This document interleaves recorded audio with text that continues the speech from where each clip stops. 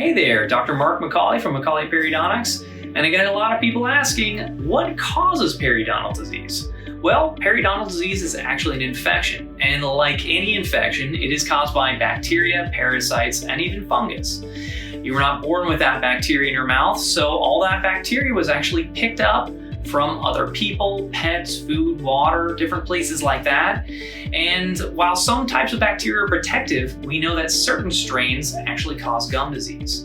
And these pathogens will actually poke holes in your gums, causing them to bleed, and that leads to bone loss and eventually tooth loss if left untreated.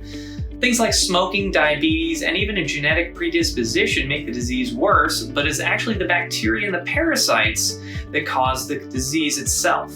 So what sets our practice apart is that we actually use a phase contrast microscope on every new patient to actually analyze and help us diagnose and effectively treat the gum disease. This is actually the phase contrast microscope itself, and this is actually a parasite right there. So that's actually an amoeba. So give us a call, we can check you out, and we can make sure that you don't have anything like that. And if you do, we can help get rid of it.